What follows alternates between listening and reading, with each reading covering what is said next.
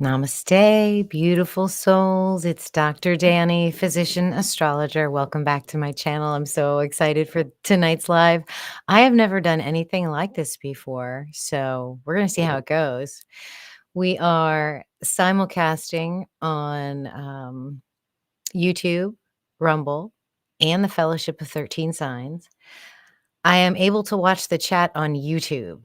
So if y'all have questions for tonight, then come on over to YouTube and ask it there.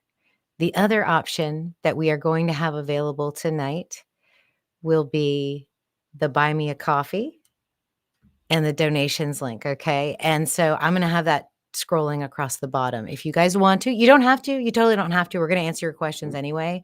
But if you wanted to contribute, and I was planning on splitting this tip jar with Dezarey. So if she can get in here, she's working with some new equipment. So, and then you guys know, right? We recently had Mercury kind of shift directions and start moving forward towards us like a maniac.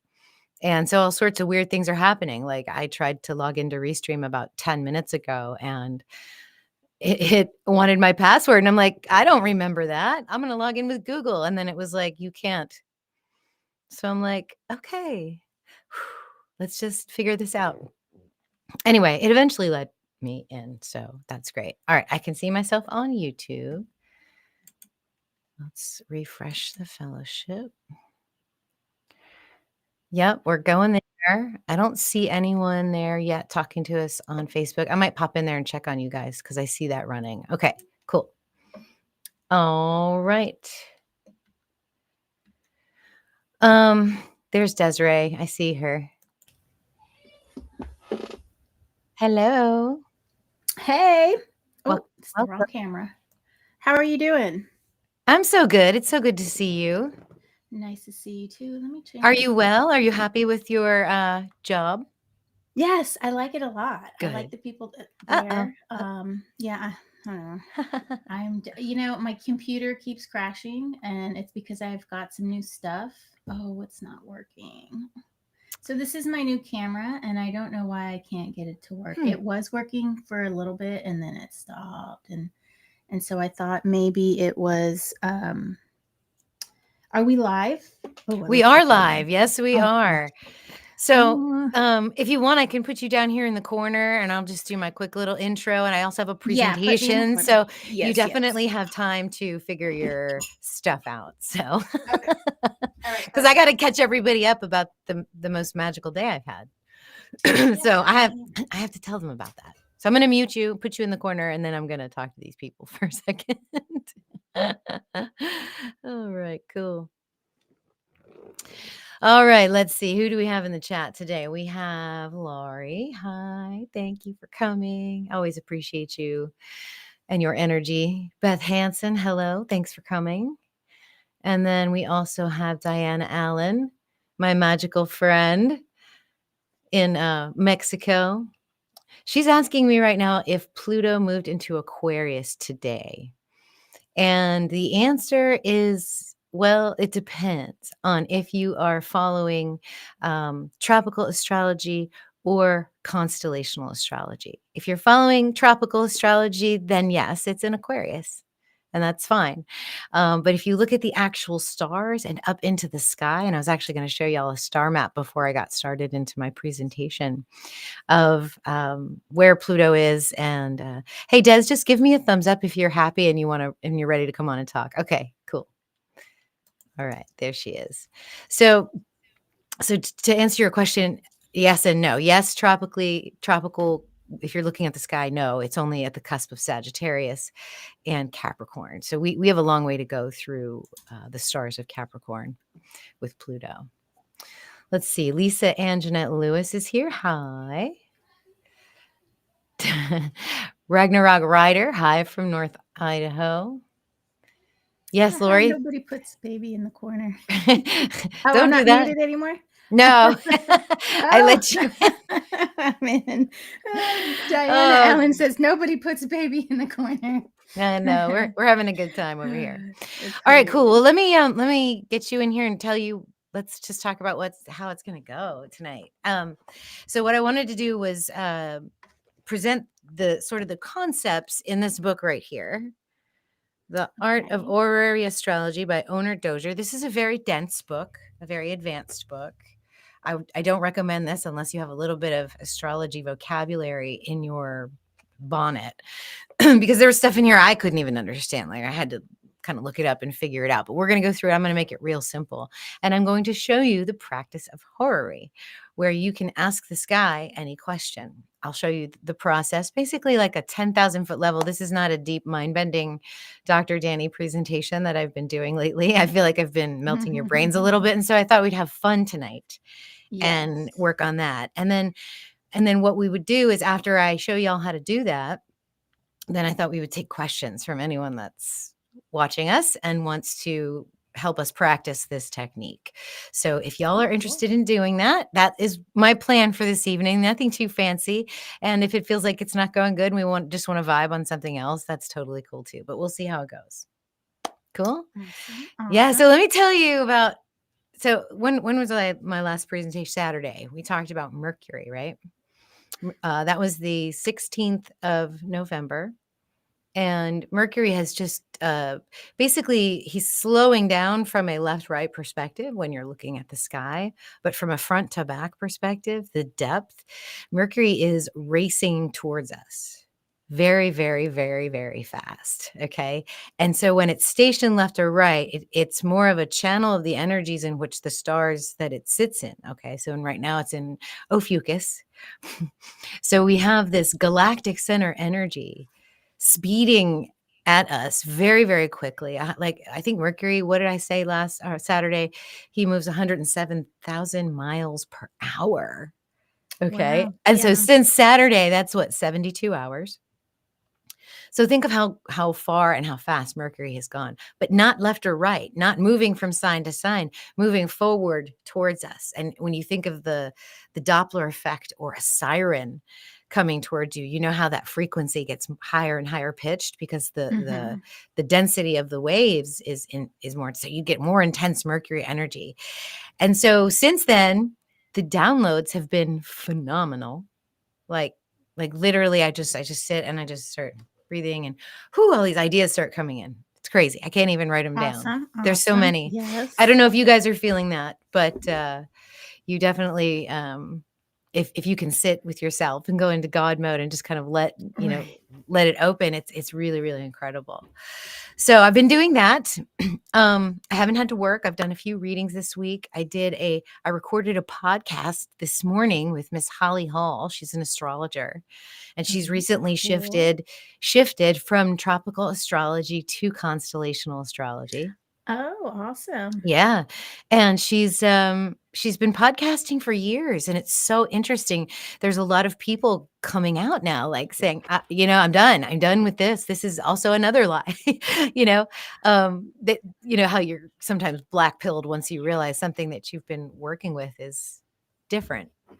It even happens in medicine or any kind of trade that you're in. It's like if somebody took your pack of cards from you and say, you can only use these, you'd be a little mad, right?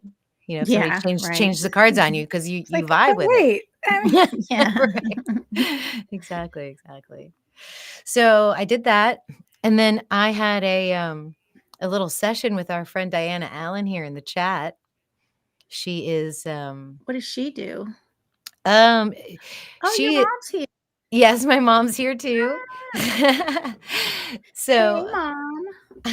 yeah, she flew in from Colorado on Monday, so she's been here with us, and She's with you, actually. Yeah, I've been Awesome. behind the Cool. camera doing this recording, doing a healing session with Miss Diana Allen, and so this is a person with a Neptune in Virgo.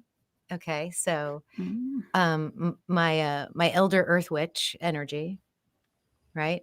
These are the women that have always been doing it, have always had the memory of doing it. And their children were the women who have had Pluto and Uranus conjunct in Leo. And that was then it went over into Virgo, and it was conjunct for about 6 years, from 1962 to 1968. So you women were the ones who were trailblazing it for the rest of us, for like gals like you and me, Dezarey, to just be out there and be accepted, To be because free, we right. have an elder tribe of women that are coming around and surrounding us. They're flocking to me. It's amazing, and I That love is it. amazing.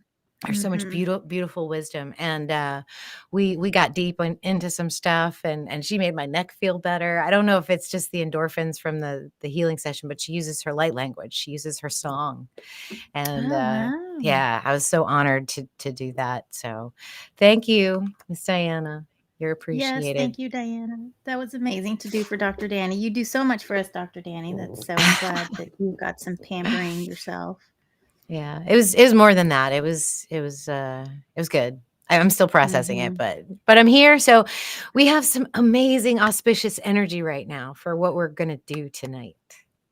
I mean, it's incredible when you look at the sky right now, which we're gonna do. You guys will be just amazing. Ooh, we have 13 in the chat. So let's do Yay. this. Oh, now we have 14. Okay, we had a 13 moment. Yay. All right, cool. Let's go. Let me share my screen and we'll get into Stellarium, because this is the actual sky, you guys. This is what's happening right now. Look at that. Jupiter's rising. Jupiter's rising in the constellation of Taurus. The Pleiades are rising. Uranus is on the ascendant. This is just wow. Right? I mean, we've got, Venus's sign, the planet, the billionaire planet of all that's beautiful and wonderful and our creative energy. We have Uranus, the cosmic messenger, channeling, Pleiadian energy. And by the way, guys, yeah, UFOs are real. I don't know if any of you caught that Mm. congressional hearing on what Immaculate Constellation or something like that. Yeah, Oh, wow. I didn't catch that, but I always knew they were real, so, I mean, yeah, nothing most new. of the reactions are like, "Psh, we've known for Like, years, really? late. We're not shocked, okay? Captain Obvious over here." But to hear it, from official sources. And then there's a group of people that are also like, I am really just waiting for the saucer to land on the White House lawn or in my backyard, and I want to meet them, and I'd like them to come to Thanksgiving, before they'll even believe that this is actually a thing. Um, yeah. So Diana says, "You're welcome. I didn't fix your neck. You did. You are your own healer." And she's absolutely right. She's absolutely right. I'm actually going to sort of make this point. I think Friday I'm going to do another live, but I'm going to talk about the rabbit holes we all go down to find the truth. Ultimately, where we end up is the same exact place, right? That same exact place, which is that void space, which is ourselves, that center of creation, that spark of creation. And so this should be a good night. This should be fun. If you caught the sunset, hopefully you'll see Miss Venus, the evening star. Actually, my mom noticed it tonight. She looked out back and she said, "Is that a planet?" And I said, "You're damn right it is. It's Venus." And she's really peaking. She's an evening star right now, and every night getting farther and farther away from the sun. So sun and Venus are separating. So you'll see her earlier and earlier and brighter until about January 9th, 10th. That's when she experiences her maximum elongation. And then within a month time frame, she's going to start going retrograde and dive down. She'll disappear for about 6 weeks, and become the morning star once again. So we've got a lot of interesting energy coming in the coming months. Also, we've got a lot of nice Jupiter and Uranus energy coming in the following year, like in the summer. So a lot of good things to be excited about, and I want you guys to be excited too.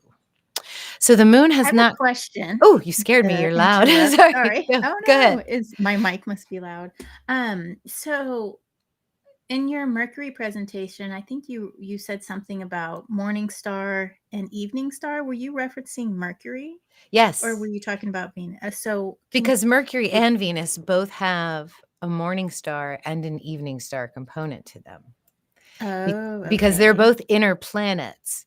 So when we look Right. when The we look at them, superior inferior thing, right? mhm, when we Yeah. look at them from our perspective here on Earth, when they're evening stars, which is what Mercury is, because it's setting after the sun. When Mhm. Mercury goes retrograde, then it will become a morning star, and you'll see it in the morning first before the sun rises. So Mercury's stationed right here, and in a few days, you're going to see Mercury start to move. Yep, here we go. Now he's moving, going in front of the sun, and then you will only see Mercury in the morning now for a little while. Gotcha. Okay. And so that's what Venus will do.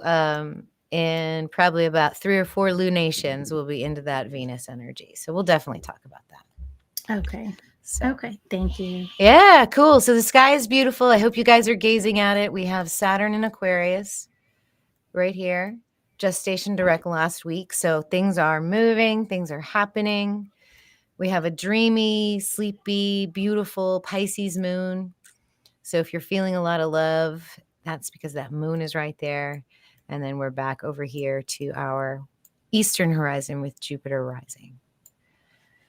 So how do you guys feel about that? Let's see who's here. Let's see. We've got Joel and Gail. Moon was in Pleiades yesterday.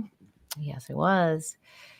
Teresa's given us a hug. She says Venus is very bright.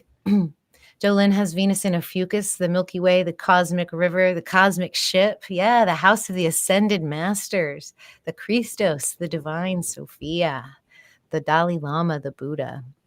It's where we come from, and it's where we're going. So Warrior for Truth is here. Hello, Dr. Dani and Dezarey. All right. So Lori says I should have my mom on to talk about aliens.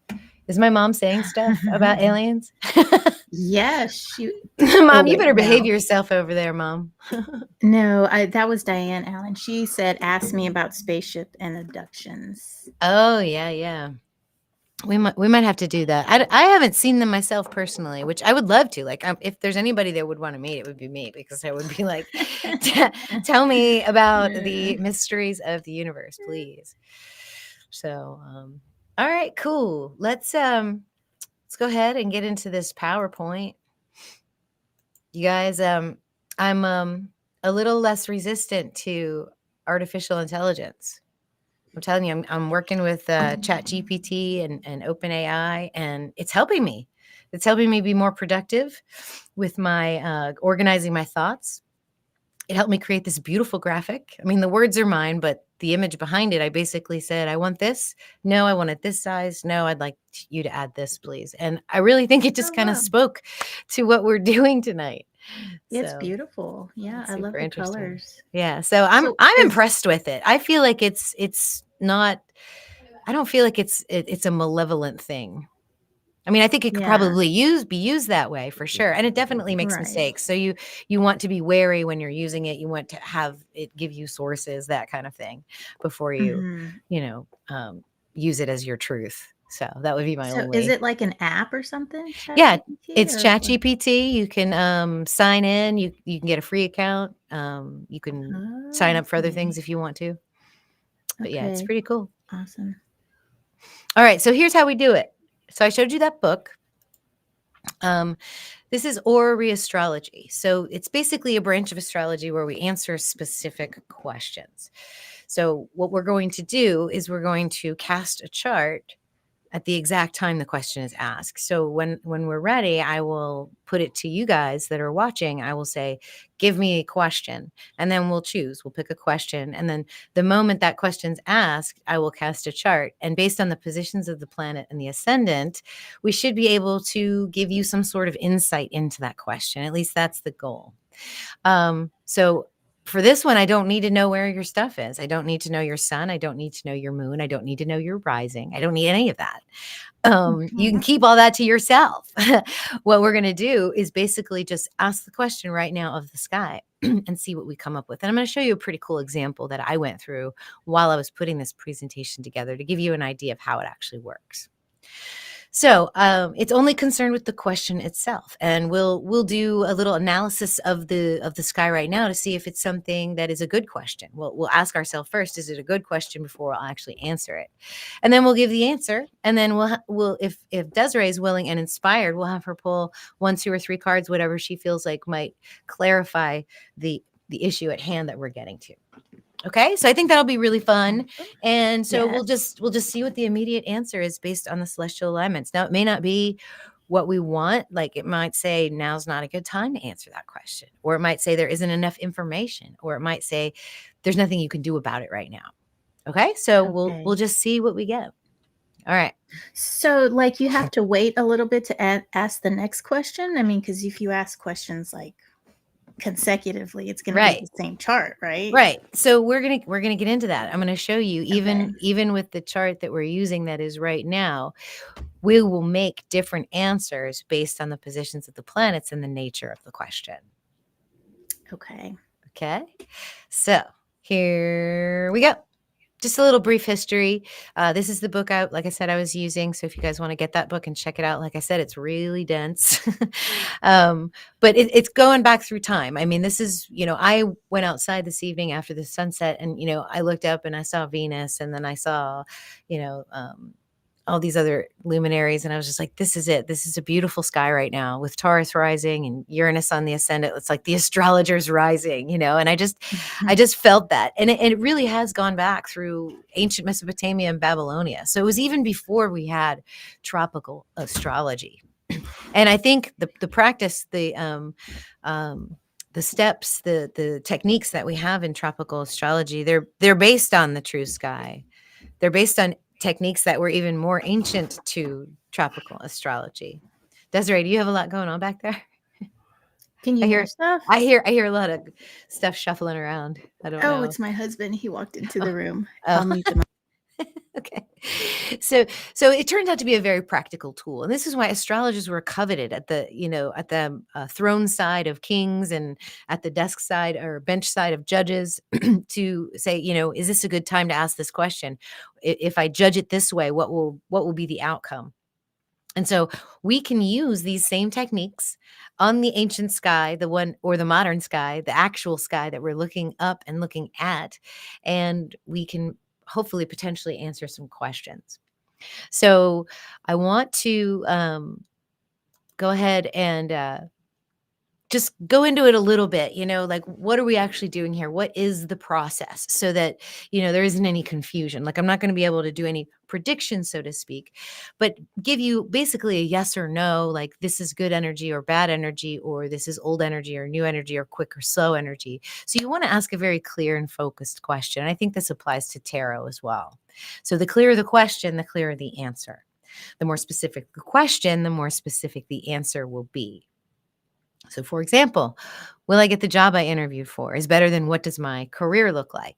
There are ways we can do that with astrology. Like, we can look at your natal chart and we can dive really deep into it and see what we come up with. But for this type of astrology, where we just look at the sky, we want to ask a really specific question. All right. So you also want to phrase it properly. So it's more of a yes or no, positive or negative, either or type of a question. So you want to avoid the hypothetical philosophical questions like, will the aliens be friendly to us? Or what will happen to religion over the next 20 years? Those are questions that are just kind of too big right now. But will I find my lost pet, rather than what's going to happen to my pet, is more of a specific type of question. So that's how you want to phrase it. That's really simple. The other thing you want to watch out for, or just think about before you go ahead and start typing a question, is what are your intentions? Because that's gonna, we've done a lot of conversations on this channel, my last few presentations, about the ether and the thought forms. And my intentions are vibrating out there to all of you to provide you an answer that will help you. That is my intention. Okay. And so what's your intention? Is your intention to just see if I can get it right? That we may not get a good answer. But if you genuinely want an answer and feel invested in the outcome, so if it's about something for you, then that's a really good question to ask. So anything superficial or insincere may lead to unclear results. So if remember, if you're coming at it like that, then you might not get the answer you're looking for. Okay. You'll get something, but it might not be the answer we're looking for. And any emotional involvement in the question tends to strengthen the accuracy of the answer, because remember, emotions come from our heart space and our intuition and that right side of our brain. So we ask the question with a sincere heart and gratitude, and then the question can be answered in a more specific and helpful way. So it's like the energy that's being pushed and Yes, exactly. There's going to worked be a into. push and a pull energy between us Right. and those that are asking the question. So, are Mm-hmm, you ready for mm-hmm. the answer? Okay. So, consider whether the question that's being asked is at the right time. Is it premature? Is it too late?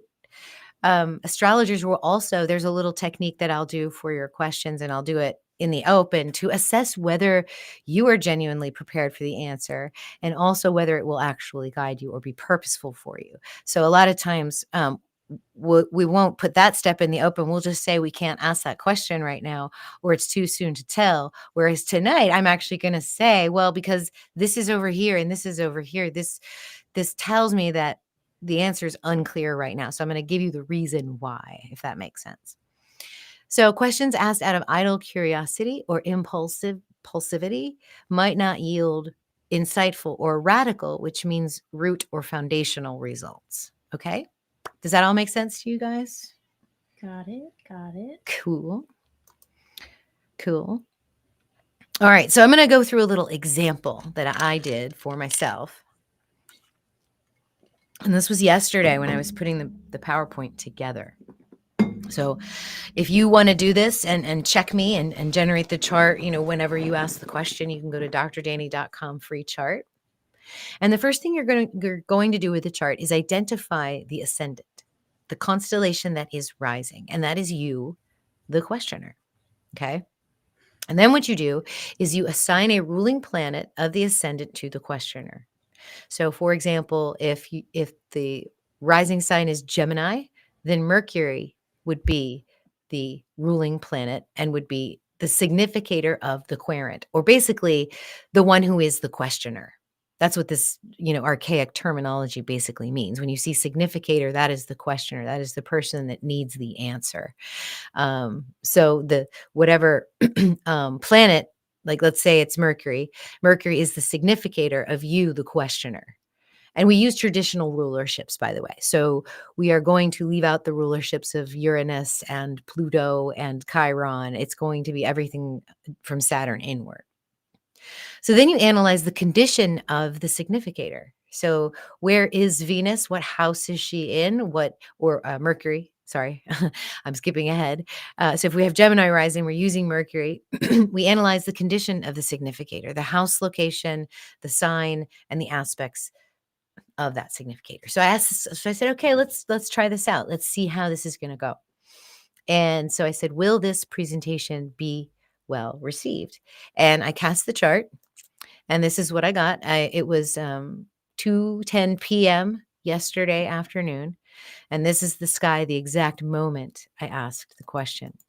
And I put these little icons here to remind you of who the rulerships are as we analyze this chart, so that when I say, this is a Mercury energy, when I point to Virgo, you know why. And we are using traditional rulerships. So Aquarius is not ruled by Uranus in this particular analysis, but we are using the actual sky and we are using the actual constellations. This chart represents that energy. Okay. So the let me just look at what the screen looks like real quick on Restream and make sure you guys are good. Okay, good. Would it be easier for me to put you back in the corner for you guys to see? I just realized that.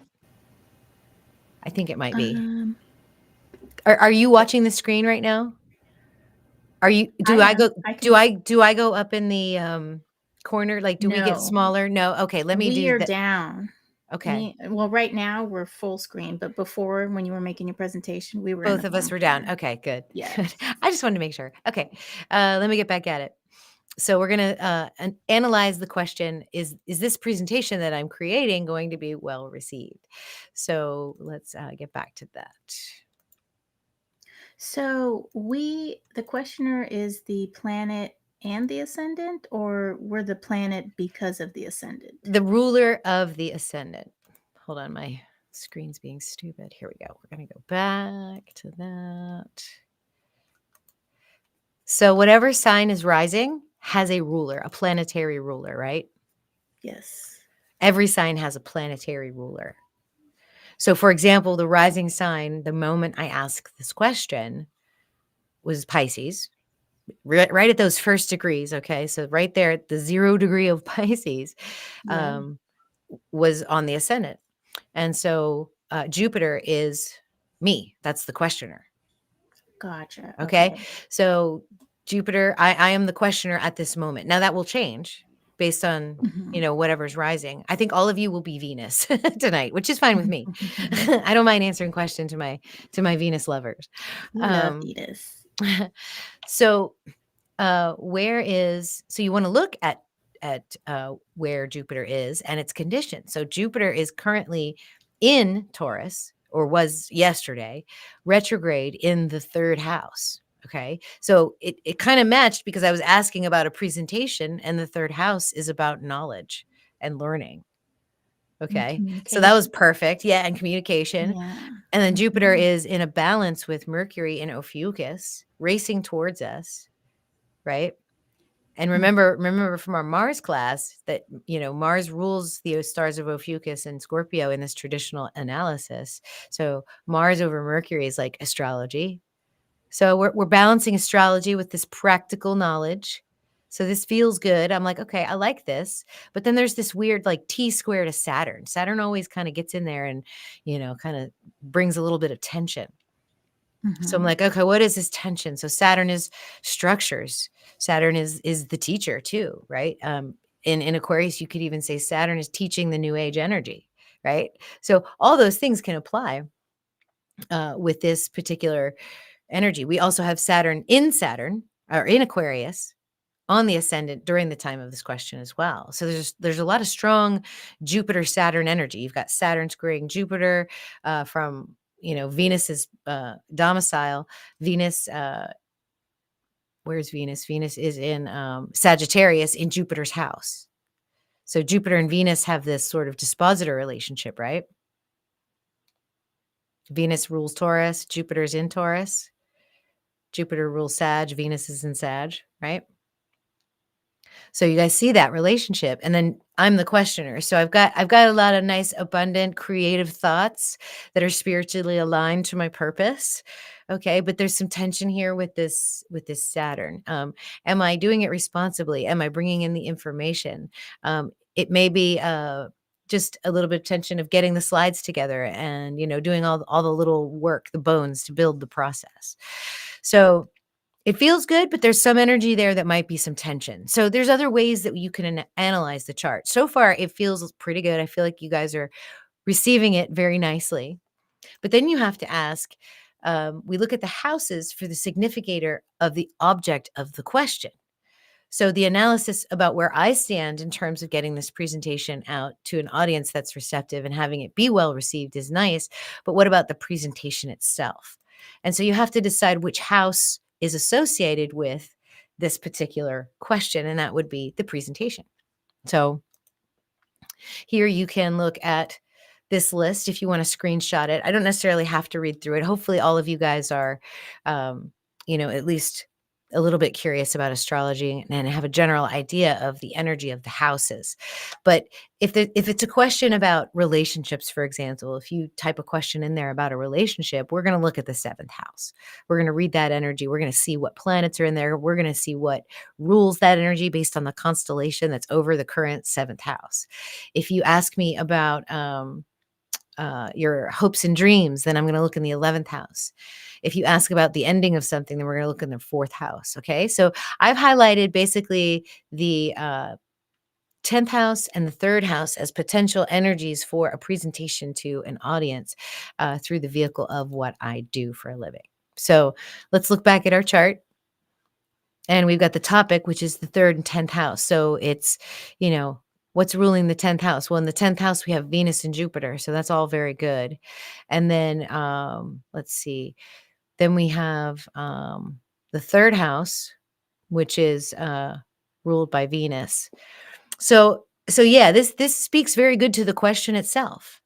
Okay, so all of it's lining up pretty good, but I'm still feeling some tension in this energy. So there's one more piece that I have to ferret out. And I have to decide if the question is actually a good question in the first place. Okay. And that's asking if the chart is actually radical. So I just heard my restream do something. Did we lose Dezarey? Uh-oh. She's back. Somewhat. Oh my God. Oh my goodness. Mercury's a mess. Mercury is a mess. Well, I got new stuff. So just put baby in the corner. I'm putting you in the corner, little girl. Please. Thank you. All right, moving on. Dezarey's a fun distraction because she's so sweet and adorable, and we love her. So, okay. Let me get back to the presentation. So, is the question radical? That means is it a good time to ask the question? Is it a pertinent question? Is it an authentic question? Like, is it relevant and valid? So we have to look at that. And the person that wrote this book, or The Art of Horary Astrology, basically spent the first 3 chapters doing this. I'm not going to go that deep into it with you, but I am going to give you some of the pointers. So the first thing that you want to know when you're doing this is, what is the Lord of the Hour? Okay. For some of you, you may know this, but others of you may not know this. And in astrology, you can do this. You can assign, not only do we have days of the week that are associated with certain planets, but we also have hours that are associated with the planets. And they use the traditional 7 luminaries. So Sun, Moon, Mercury, Venus, Jupiter, Saturn, and Mars. So today is Tuesday. So the first hour of Tuesday is Mars. The second hour is Sun. The third hour is Venus, hence fourth. Okay. So this is tonight. I think the hour will be, it's Jupiter's hour right now, which is super awesome. But on Monday, when I was doing the presentation, it was Saturn's hour.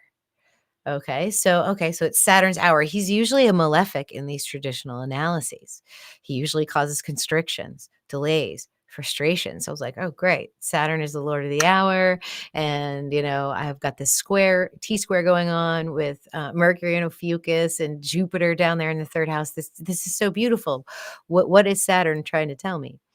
So, the Lord of the hour is Saturn. So there's some constriction, there's delays. So what am I dealing with here? So here are the other things that you can check. So is the Lord of the hour the same as the Lord of the ascendant? And the answer is in this chart, no, right? But kind of, because it's cuspy. I mean, if I had asked the question 30 minutes before, then Saturn would have been on the ascendant, the Lord of the hour, and the Lord of the ascendant. So to actually have the planet on the ascendant and be the Lord of the ascendant and be the Lord of the hour would have been pretty powerful Saturn energy coming through on that question, right? But I asked it just a little bit later, and so now we're moving into Jupiter energy. But since Saturn was the Lord of the hour, having actual freaking Saturn on the ascendant bears actually pretty good. It means it's a powerful question. It's a relevant question to the energy of Saturn's domain. So there's similar temperaments here. You want to look and see where the moon is. So if the moon is in close aspect to the Lord of the hour, that might mean that it's a good question. If the Lord of the hour, which in this case is Saturn, is close to the ascendant, then it is a good question. And that is what we have. So in this particular chart, we've met that criteria. The Lord of the hour, Saturn, is on the ascendant. So this is a good question to ask. Okay. Very, very good questions. Okay. So then you can also ask, is the Lord of the hour in an angular house? Well, we have another yes on that, right?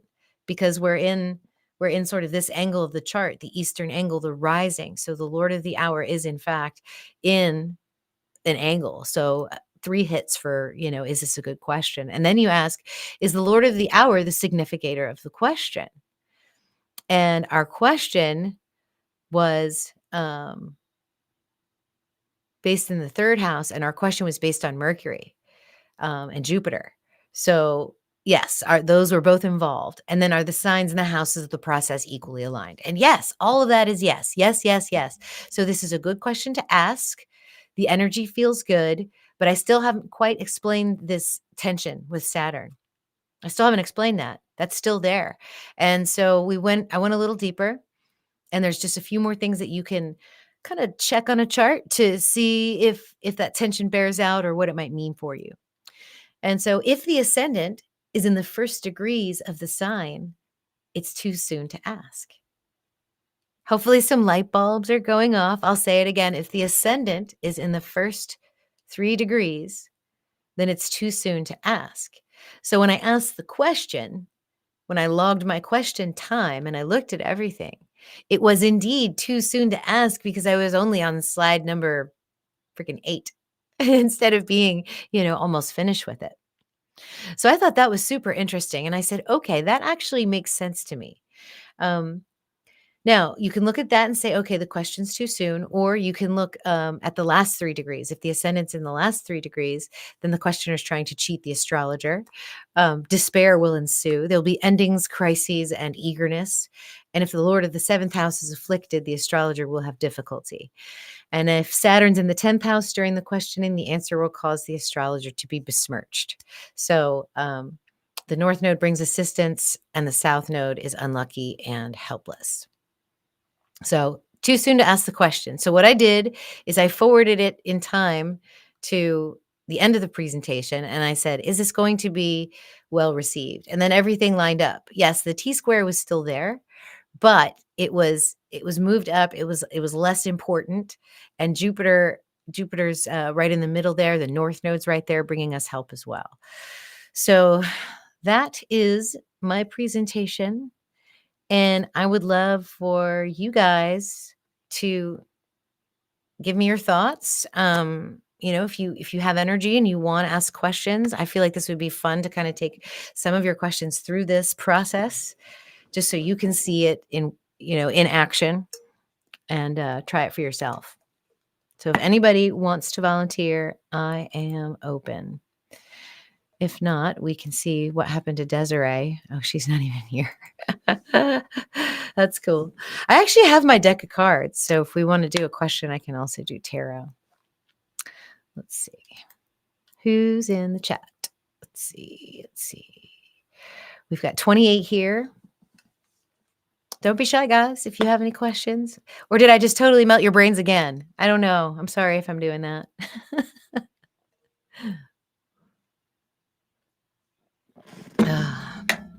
We can ask if Desiree's okay.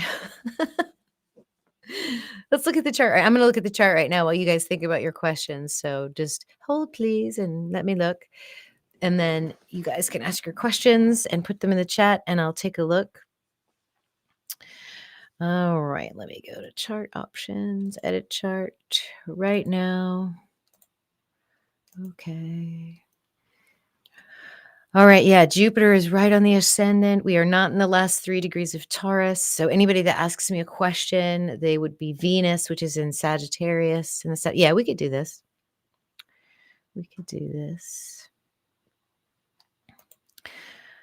All right. Poor Desiree. I hope she's okay. All right, let's see. Warrior for Truth asked, will I move before 2025? So like within the next 6 weeks, you're asking if you are going to be moving. Okay, let's take the chart through the analysis. Let's see what happens. Let me pull it up first. Edit chart right now. Will Warrior for Truth move before 2025? Chart options.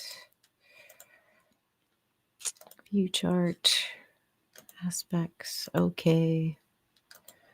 All right. Let me share this chart with y'all. And we will consider Warrior for Truth's question. Might also bring up this PowerPoint real quick too, just in case we want to. Oh my gosh, this restream is crazy. There we go. We do that. All right, I think I got it under control now. Let me see if Desiree is around. Nope, I don't see her. Okay. I usually hear a tong when somebody comes in to the studio. So if we hear that, we'll stop and see if she can be rescued. All right. So now I can't get down here. There we go. Oh, good grief. Okay. All right, here's the chart for the question, will I move before 2025? I don't have my pen, unfortunately. We could save this as an image and open it up in. No, that's okay. So let's consider this. So the questioner is the ascendant energy. So who rules Taurus? That would be Venus. So you're the questioner. So we want to look at the condition of Venus. So Venus is in Sagittarius and she is following her fiery heart. So like whatever is exciting for Venus in this moment is the next thing that she wants to do. So I would say that if there may be some energy of partnership that's inspiring you to make this move, because it's in the 7th house of this question. So there could be a potential partner that's involved or part of it. Jupiter is actually on the ascendant, but the dispositor or the significator of travel would either be Jupiter or Mercury. And they're opposing each other. So, and I like the positions of both of them. And I like Jupiter on the ascendant as well. So the answer could be yes. I mean, your heart could be open to it, but I think it might depend on a partnership. Let's see, if the ruler of the 7th house is retrograde, then this may not be a good question right now either. So Jupiter is retrograde and is the ruler of Sagittarius. So we may not know that. We may have to reflect on it some more because Jupiter is in retrograde. So the potential answer is absolutely yes, you could, but you may or may not. And I think that's probably where we can leave that question. But let's look at the PowerPoint and see if we can look at this process. We're going to do Alt, print screen, and we're going to go back in here, and we're going to put this chart. I think you did all that. Okay, so we assign the ruling planet of the ascendant to the questioner. So we, that's you. Okay, and then we analyze the conditions. So yeah, I think it's definitely something that's associated with partnerships. And then we want to look at the houses for the significator of the question. So moving would be home, right? So that would be your 4th house. And the 4th house is South Node, and the South Node tends to take away. So while there may be a desire, there may be something that gets in the way of that as well. So that's interesting. Let's see. I think I heard the bell on Restream. Let's see if Dezarey's in there. Yep, there she is. Hey, girl. Can you hear me? Oh, our internet went out. Now we don't have Wi-Fi, so I've got 3 angry kids downstairs too. And you're just on your phone now, aren't you? I am. I'm on my phone. Yeah. Oh my gosh. Oh my gosh. Do you want to pull a card on the question? I missed the question. So Warrior for Truth asked, will I move before 2025? And the chart that I pulled up, did you see the chart? Kind of. I'm on my tiny phone, so I can barely see what's going on. Okay. I don't know if you can see that okay or not. But so we're using the rubric from what we learned from Owner Dozer's book. And so Warrior's the questioner, and she's Venus in this particular case. Will I move before 2025? So that would be before January 1st. The ruler of this question, since it's 4th house, would be Mercury. It could also be 9th house, which would be travel and movement. But I feel like it's more of a personal thing. And the South Node tends to take away or to get in the way of. So she's got there's the motivation and the inspiration for it. But at the same time, there is some sort of delay, I think. And I think it might have to do with the partnerships. Partnerships, okay. Yeah. All right. So move before 2025. So I'm using the Dezarey tarot, which is beautiful. And are we just doing one card?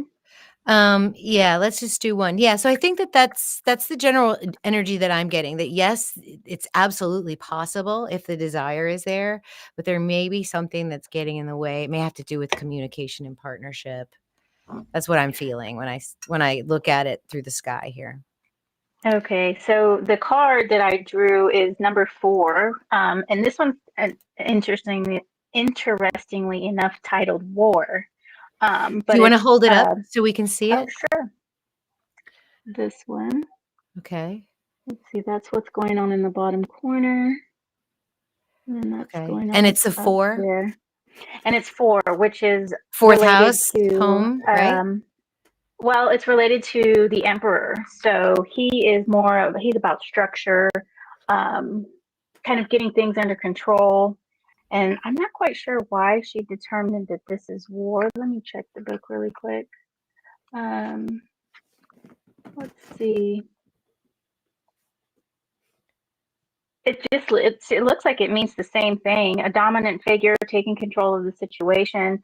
And so I feel like she's probably going to have to take an emperor role in this, maybe take control of the situation, yeah, Right, yeah. headstrong, and not be um, run over, bombarded by that second energy that you said that might be interfering with her plan. Okay. So, yeah, Cool. Thank you for that. Awesome. you're All welcome. right, let's see. Who else has any questions? Let's see. That was Will I Move? Yes, Teresa, you can use the word besmirched. She said, I have a new word now. Ragnarok Rider said, will our financial situation have a breakthrough before the end of the year? So, we lost Dezarey again. I'm telling you, it's this Mercury energy. It's just a little bit shaky, baby. So let me go ahead and run a chart on that one. We'll use a different time. Oh, she's back again. Hello, sweet girl. Sorry. Oh my God. I'm just ruining your live stream. No, you're not. No, you're not. You're demonstrating to people that this is how Uh, it is and this is what happens. It's fine. well, my natal Mercury is retrograde, so we should be buddies. So I We don't know should what is be. going on here.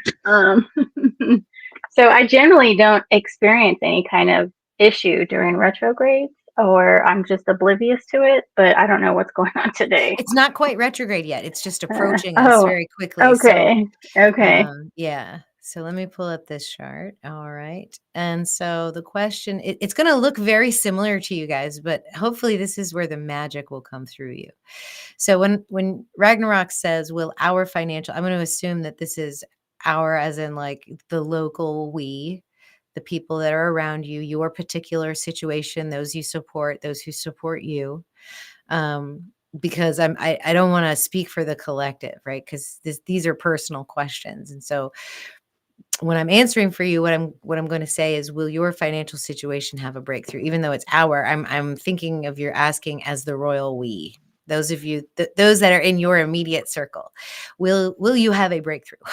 So the financial question is second house. So this is how we earn money, right? And the eighth house can be sudden change or inheritance or legacies or breakthroughs.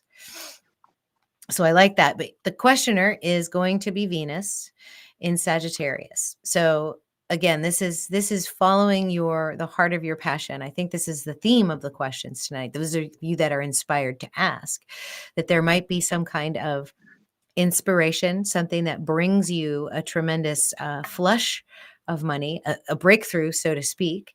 But these breakthroughs are not always good, right? Breakthroughs of money can suddenly pull you into a space where you don't feel safe at all. And so all of a sudden, all of your triggers and traumas around money, around lack, around self-confidence will be heightened. And you will fall into a pattern where you will find yourself exactly where you were before. So you want to make sure that, anytime you're dealing with a breakthrough, that you also have the supporting energy behind it, and that you have an authentic soul guided purpose for using it. So that's one thing that just kind of came to me. So let's see what else is going on with this chart. So we have, I think Mercury can be transactions in terms of money. Venus is the billionaire planet. So there could be some sort of business partnership here because both Venus and Mercury are in the house of partnerships. So a business partnership of sorts. It's in, let's see, is it in conjunct? It's in conjunct to the second house, which means that sometimes business partnerships can go sour. There can be some energies that are overreactive or emotionally involved. But overall, it looks pretty good. It's not too soon to answer this question. Let me look in the PowerPoint and see if there's anything else I want to talk about, and then we'll show you the chart. Let me see if I can think of anything else. So finances and possessions, a second house. Shared resources, loss and transformation is 8th house. So we looked at that. So what we'll want to do is see if the question's valid. And I think it does meet the criteria because the Lord of the hour is still Jupiter. And Jupiter is on the ascendant, so that's cool. And Jupiter is on an angle, so it's still a good time to ask questions. Is the Lord of the hour the significator of the question? And I think yes. So this is a really good question, but it's not necessarily like a great answer either for this chart. Let me pull it up for you so y'all can see it. And maybe if you guys see anything, you can let me know. This is for Ragnarok Rider. And will our royal we have a breakthrough before the end of the year? And it feels like yes. It feels like yes, but it may not be like the sweet, wonderful energy that you maybe anticipate. There might be a little bit more cold, hard reality involved in it, is the point I'm trying to make. So what do you think about that, Dezarey, in your cards for a financial breakthrough for Ragnarok Rider before the end of the year? All right, let's see. Oh, I could have been shuffling while you were talking, right? Yeah. I was engrossed in what you were saying and trying to look at the chart. Yeah, and I was looking at that Pluto-Mars axis, that opposition that's going on right now, because that's the 2nd and 8th house at the moment. And so energies involved around, finance, breakthroughs, large flushes of money, are those 2 houses. And that's where Moon is about to actually approach Mars. And so there may be some kind of emotional action that either needs to be avoided or considered before that breakthrough can actually happen. And then sometimes large sums of money coming in at once can mean someone else's misfortune. That's true too. So, yeah. So, this one is called the King of Gardens. So, I believe this is the King of coins, right? Let me see. So, yeah. So that's awesome. So Let's see that card. show Yeah. you the card. Okay. So there's the King of Gardens. That means And abundance, right? yeah, yes, this is favorable. So this is someone who is in control of their physicality, their money, their home, their house, their job. Someone who is just very can oversee and just really understand, control, direct. So I agree with you that it is favorable. That some things are going to turn around. Nice. And that's also meaning that you've got to be that King of Gardens as well. You've got to be that person who takes control, who has the foresight, who can make the decisions that are going to get you where you want to be. Not that it's just going to fall into your lap necessarily, but you've got to take on that energy as well. So I agree. I think it's favorable for the end of the That's year. just so beautifully said. So beautifully said. Yeah, cool. All right. Well, hopefully that resonates with you, Ragnarok Rider. Let's see, who else do we have here? Kay asked if should I let go of my business? Ooh, okay. Let me pull that chart up and we'll see what that says. Let me do an edit on that chart and we'll hit it now. Should I let go of my business? So, okay. So Jupiter is still the Lord of the hour. Jupiter is on the ascendant. So this is a good question. This question is about your business, and the business houses are going to be 10th house, 2nd house, and 6th house. So we want to look in those houses, and what I see is the North Node right now in the 10th house. This is in Pisces at the moment, conjunct Neptune, very close to Chiron. They're all retrograde at the moment. So there's this deep spiritual internal revolution going on with you right now.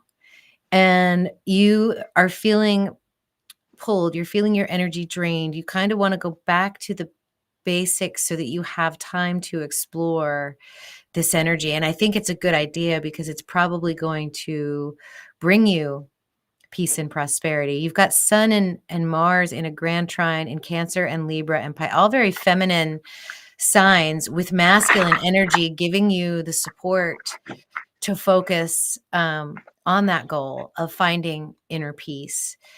And so this chart would suggest to me that, yeah, you should. I think you just asking means that that's something that you want to do right now. When you look at Mars in 2nd house, there's an action that you want to take, and you want to make sure you're feeling the right way about it.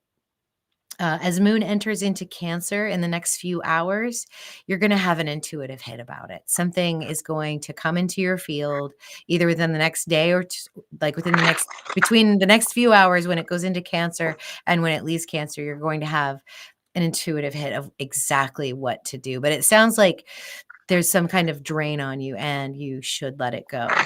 I think ultimately, so Venus is currently in a square of the lunar nodes at the moment. So there's a creative impulse. There's something deep inside your heart that's lighting you up, that's making you ask this question as well. And when you feel those hits in your body, when you feel those intuitive hits, it's time to listen. So I would say yes. I'm going to show you the chart and show you what I saw. If that helps you guys. If it's not helping you guys, I can just riff. It's no big deal. But here's the chart. Oh, I guess we lost Dezarey again. Poor Dezarey. I'll get you in a second, Dezarey. So I was looking at 2nd, 10th, and 6th house. So this is like career moves. Which way do I want to go? And the lunar nodes just literally lined up in your 4th and 10th house. The pull between home and work, between earth and spirit, between time and energy, and you really want to go for the more spiritual goals.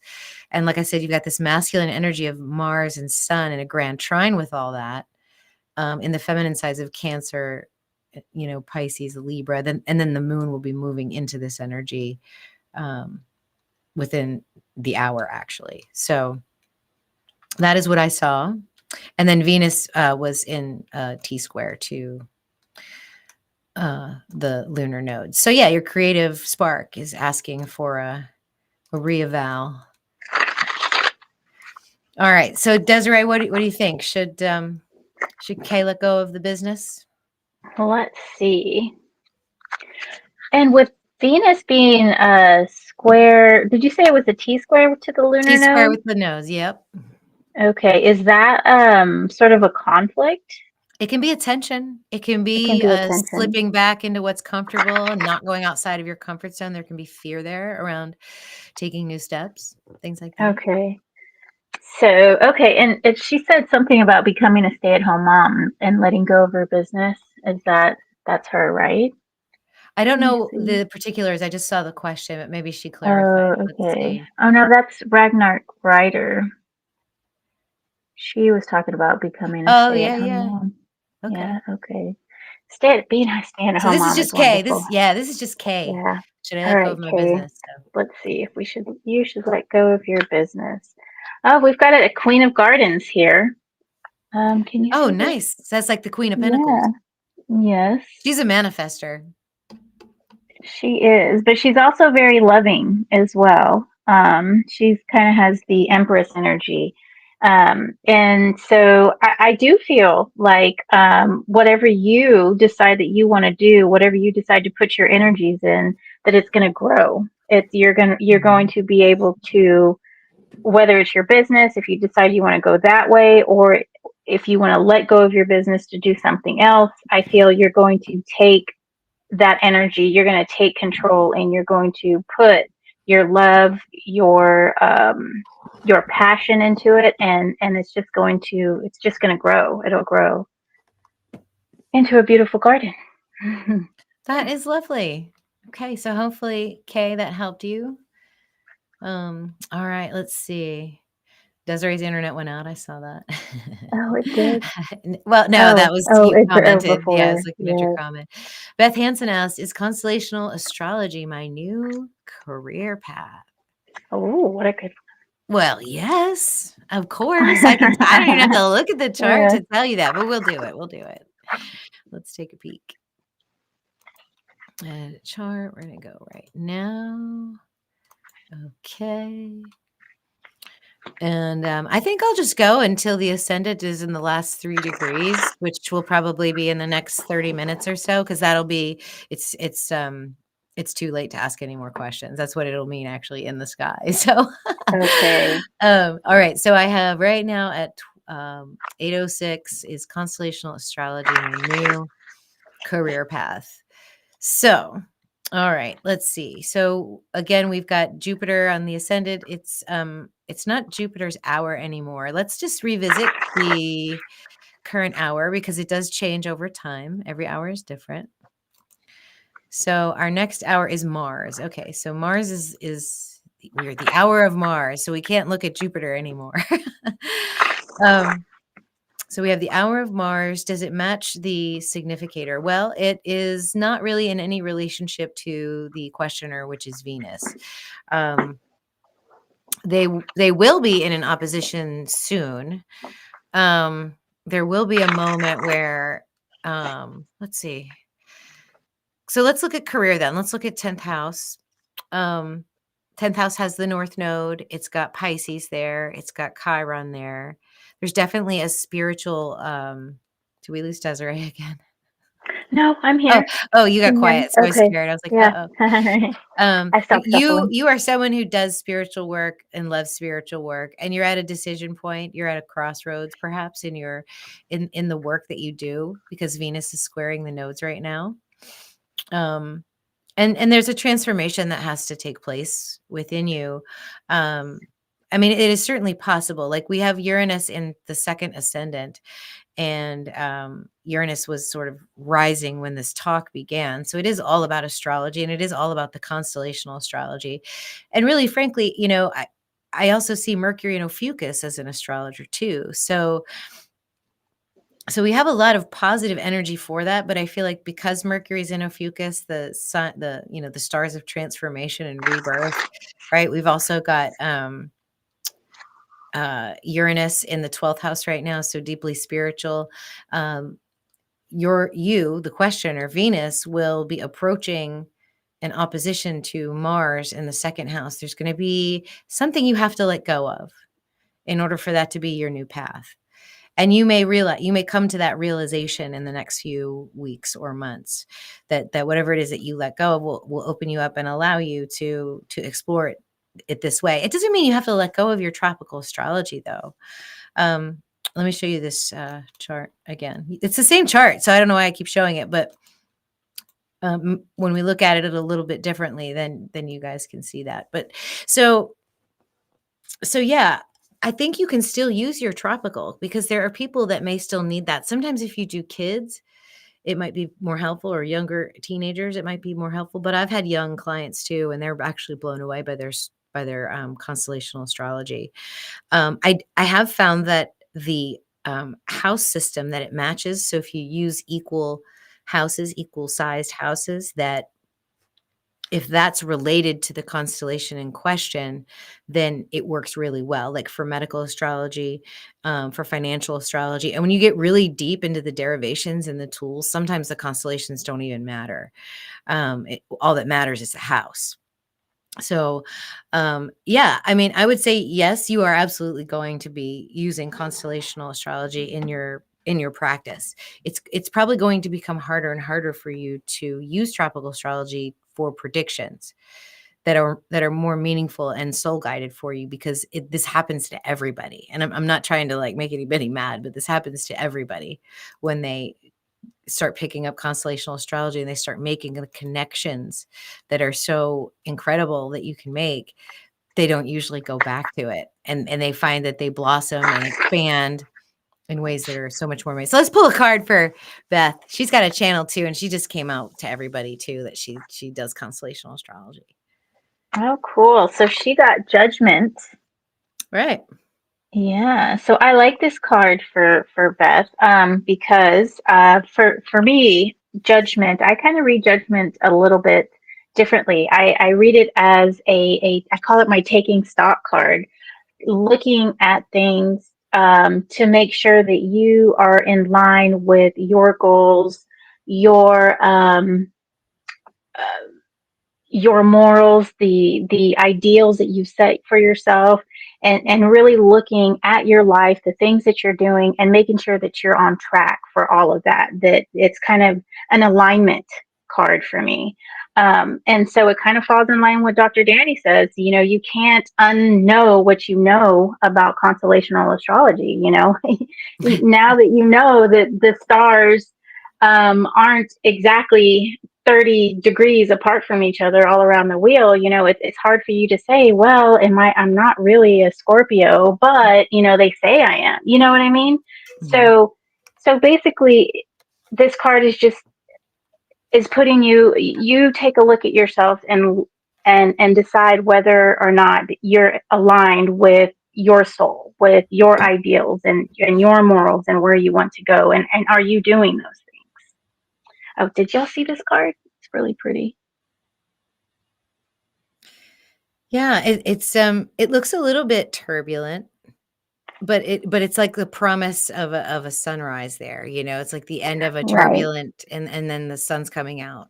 All of this. And sometimes it's a hard thing to take stock in ourselves and for us to realize that, hey, I'm not actually doing what I set out to do. And it takes a really strong person to realize that and to make changes and to say, okay, I was wrong in this, and there can be some inner turmoil and outer turmoil too, because if you're having to let go of a certain friend group or certain people that you hang out with and have been for so long, you know, they can see you as a traitor or something like that. So there can be some turbulence when you're realigning or aligning to what you, to your true self, to your soul's desire. That's awesome. what I have. Cool. Mm-hmm. All right. Hopefully that resonates for you, Miss Beth. Let's see. We have Seeking Truth is also wondering about a summer move. So let's see. Let's do a summer move. So that would, okay. So that is when, like 7 months from now. Okay. Let me see. Let's look at this chart. See what comes up for me. I'm not going to share anymore because I don't want Mercury to like mess with me. I'm going to just change the chart to right now. And then I'm going to take a look. And we are still within, we have another 1 degree to go. And then we'll be getting to the end of Taurus. And then it'll be too late to ask questions. So we'll just press on. Venus is still the questioner. Will I move by the end of summer? So moving is home. And it's Virgo in the 4th house of this chart right now, and it's the South Node. So it depends on why you want to move. If the moving is to sort of regroup and to collect yourself, then that might be a good thing. If it is to provide assistance to someone, that may drain your energy, because there's boundary issues with this move. So if you're going to regroup and you're going to keep the boundaries good around yourself, I think it'll be a very good thing, because from there you can move forward towards whatever it is that you want to do. Travel may have some delays or restrictions depending on how packed in everything is. You really got to cross your T's and dot your I's. I wouldn't commit to anything until Mercury is out of retrograde, which will be December 16th, I think, 15th. So December 15th, Mercury will be out of retrograde, and that would be a good time to sort of make that decision. If you've already made it, don't do anything about it until Mercury is out of retrograde. That would be my thoughts on that. But yeah, in general, I think it just depends on why. What would the move be before summer? What is it about? Is it about putting yourself out there, or is it about regrouping yourself? And I think anything that's associated with that part of your life right now needs to be about regrouping so that you can move forward, not fall backward. So that's what I think. What do you think, Dezarey? Let's see. For Will? So this one, you've got Stranger of Tides, which is the Cups suit. And let me see what Stranger is. Chester. So the Stranger is the Knight. So you've got the Knight of Cups. This is your card right here. Back it out just a little. Want to see what's happening. Okay. Got like lots of little bubbles, and then this is kind of like some tentacles maybe. And so here I feel like there is some emotion involved, maybe acting on emotion. And when it involves something as big as a move, I think it's really important to have your emotions coming from a good place, not doing things on a whim. And I think Dr. Dani's advice is not doing things while Mercury is in retrograde. That would give you some time to make sure that you're not doing things based on emotion, and just make sure that the reason why you're doing this is it's coming from a good spot. It's not because you're being pushed into it, or you're being maybe made guilty in doing something, doing this move. Just really have a good, tight control on your emotions. Yes. Awesome. Okay, well, hopefully that resonates for you, seeking truth. Next question is, Darius, is the chart generator your program? The one on my website, I think you're referring to the free chart. It is not my program. It is a program that Mastering the Zodiac has generously allowed me to embed into my website because he is very much wanting to spread the word about tropical astrology and make it as easy as possible for people to get into it.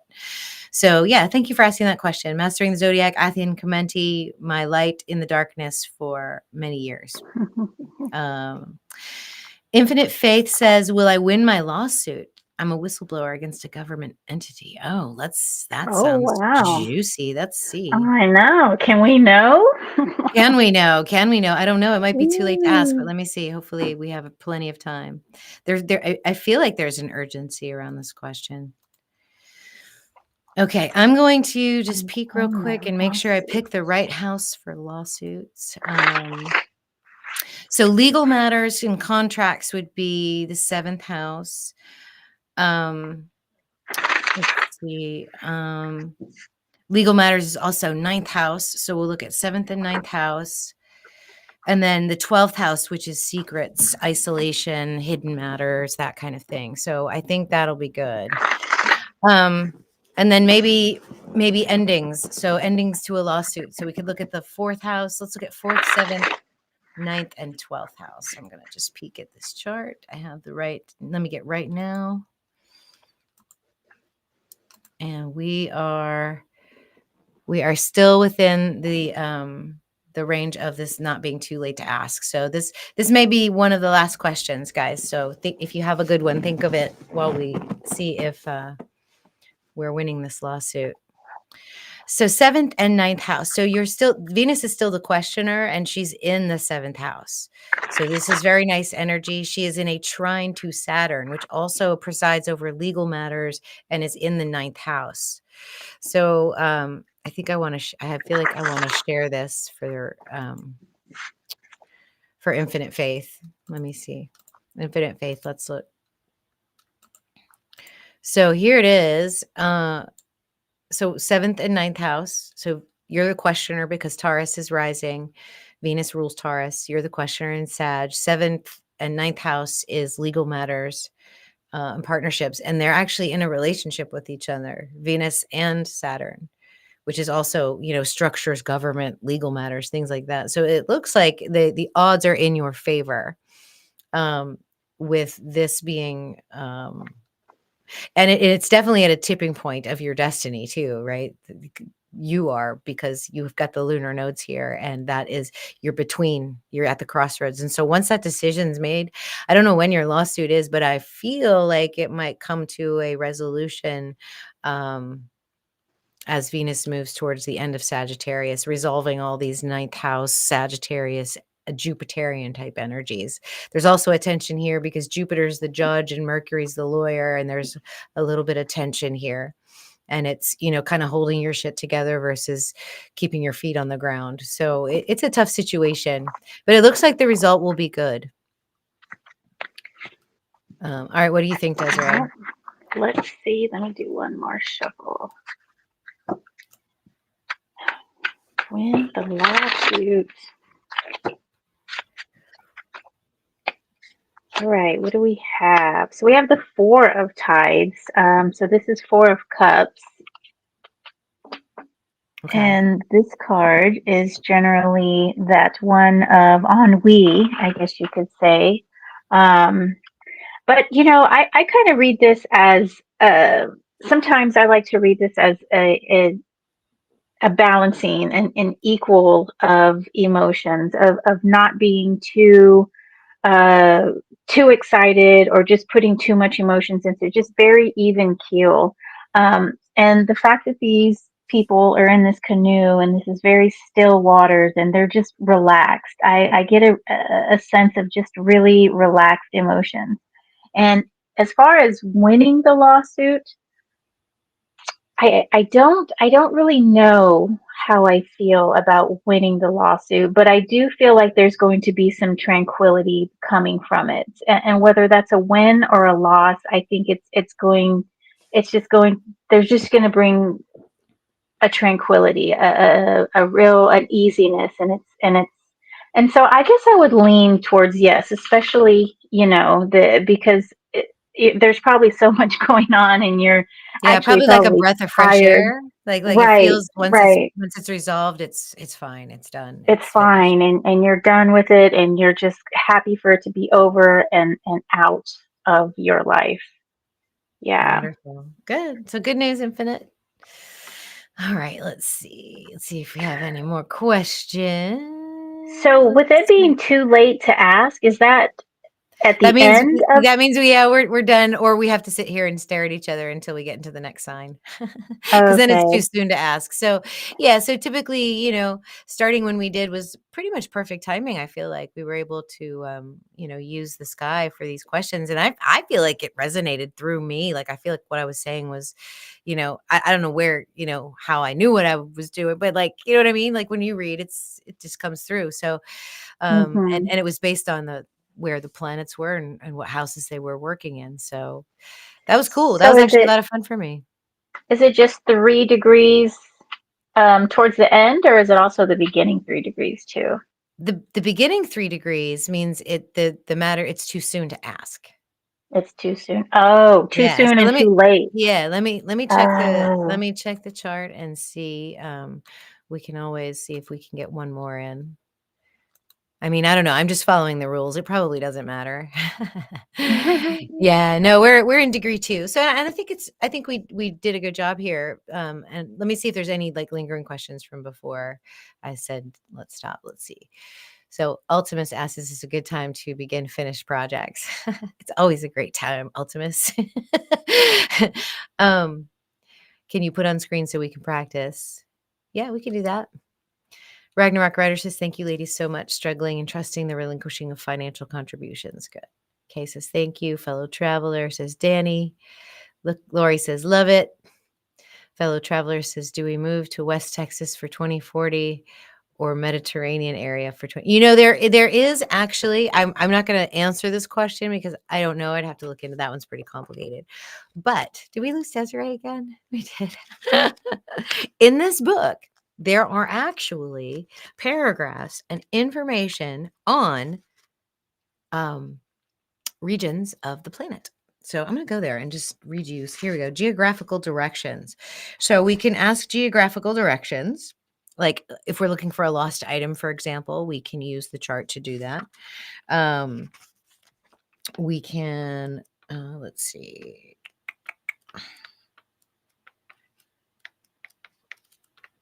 Where is it? It might be before that. This book is really, really dense. It's crazy. Oh, yeah, here we go. Here we go. So we've been dealing with Taurus, right? For this reading. And Taurus is going to be regions that I can't even pronounce some of these in this book. Okay, you guys, but we've got, oh my gosh, I might just put this up here and let you guys see it. If you guys can see that clearly. But those are the regions that are associated with Constellation Taurus. Okay, so this is a cool book. Like if you want to get into this and you want to use the sky, I feel like a lot of it was intuition for me because I already know how to read a chart and I know how these energies, once they're presented to me, they click off certain things in my brain. So I may have gone too fast with you through it, but hopefully it was helpful to those of you that did ask a question. Dezarey's back again. Man, Mercury's got you on his list, doesn't he? I know. Yeah. No comment. Yes. So our chart right now is actually finished answering the questions for us. So I think we'll go ahead and just wrap it up. If anybody has any comments or feedback for that, if you like that and you want to see more of those, give it a thumbs up. Buy us a coffee. Let us know you love us. Just even a thumbs up is great. So let me pull up. This was fun. I loved it.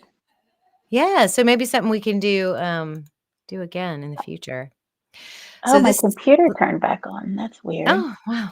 So we're going to go to right now and we're going to look at the exact position of the ascendant, just so you guys know. I'm just trying to do the rules here. So the ascendant is now in the 2nd degrees of Taurus. So if we asked a question, it would be too late to answer. The answer I give you, it would be too late. Like it wouldn't, whatever advice we give you, it may not be helpful.